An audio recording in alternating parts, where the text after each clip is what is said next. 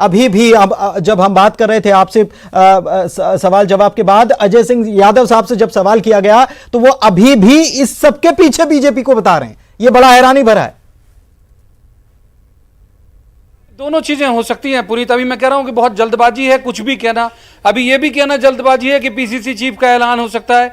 अभी यह भी कहना जल्दबाजी है कि इसमें सहमति बन गई। यह भी कहना जल्दबाजी है कि क्या बीजेपी इसमें इन्वॉल्व नहीं है। कई तरह की खबरें आ रही, खबरें यह भी आ रही कि यदि 27 एमएलए सिंधिया के साथ हैं, वो कोशिश कर रहे होंगे 35 हो जाएं, जिसमें दल बदल विरोधी कानून नहीं एप्लीकेबल हो उनके ऊपर, उसके बाद प्रधानमंत्री से उनकी मुलाकात हो जाए। तो बहुत सारी खबरें सियासी गलियारों में चल रही हैं। अभी उसकी बहुत ज्यादा कोई पुष्टि नहीं है। एक खबर यह भी है कि मुख्यमंत्री कमलनाथ बेहद नाराज हैं और संभवतः कि वो अब जो विधानसभा भंग करने की सिफारिश कर दें।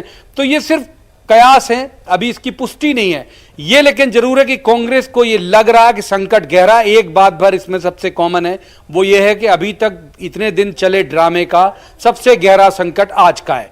ये इसमें कोई दो राय नहीं। और इसमें यदि 3 धड़े, मतलब एक धड़ा दिग्विजय सिंह का, एक धड़ा कमलनाथ और एक धड़ा सिंधिया, यदि 3 धड़े आम राय नहीं हुए तो कुछ भी हो सकता है इसमें। फिर वो भले ही वो अजय जो कह रहे हैं कि बीजेपी इन्वॉल्व है, हो सकता होगी।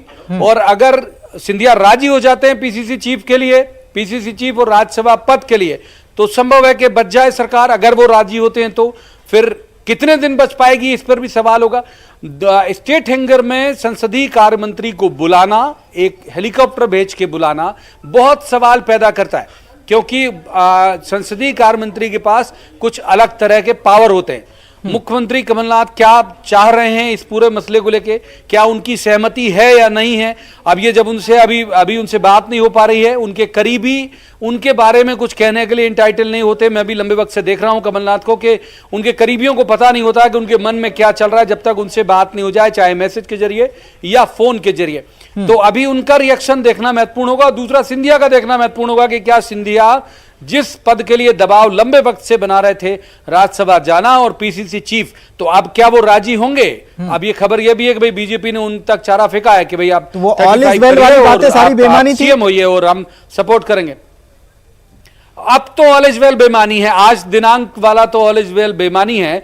लेकिन एक बात मैं आपको बता दूं कि एक दिन आम राय बनी थी इन्हीं सब मसलों पर कि भाई फाइनली, और सब जानते थे कि सिंधिया कैसे राजी होंगे, तो सबको पता था कि सिंधिया राजी होंगे पीसीसी चीफ और राज्यसभा सदस्य पर, राज्यसभा भेजे जाने पर। तो बहुत खींचतान के बाद, मतलब मैं कह दूं अगर कलेजे में पत्थर रखे तो शायद गलत नहीं होगा, ये दिग्विजय और ये दिग्विजय सिंह और कमलनाथ शायद राजी भी हुए कि चलिए ठीक है, गवर्नमेंट बचाने की यही सूरत है तो यही सही।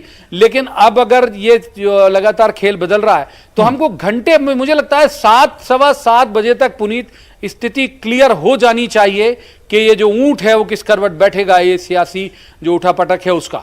लेकिन प्रवीण जी, आप जो बात कह रहे थे इसमें आपने ये भी कहा कि अभी अगर संभल भी जाती है तो फिर आगे कितने दिन तक संभलती है, ये भी एक सवाल हो जाएगा कि दिग्विजय सिंह अगर नाराज हो जाते हैं तो फिर आगे क्या कोई परिस्थिति और परिवर्तन देखने को मिल सकता है क्या।